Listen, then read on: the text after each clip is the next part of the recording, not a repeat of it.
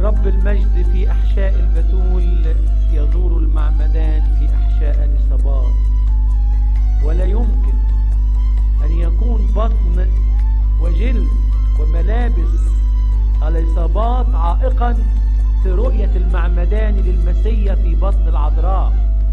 يا للعجب ويا للمشهد الذي يستحق أن نميل ننظره.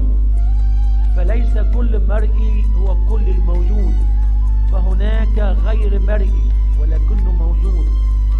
ثقي يا نفسي في ذلك تماما.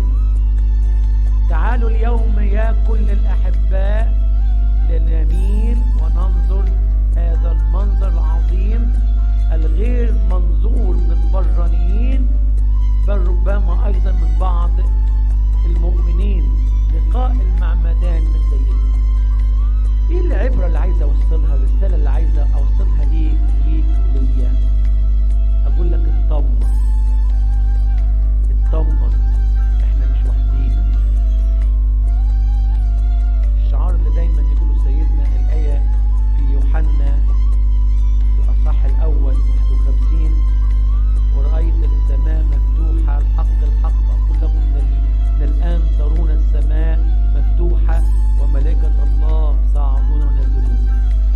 مش شايفينهم، لكن 100% ملائكة الله صاعدون ونازلون. مش كل اللي بنشوفه هو بس الموجود، في حياة تانية احنا مش شايفينها بتحصل،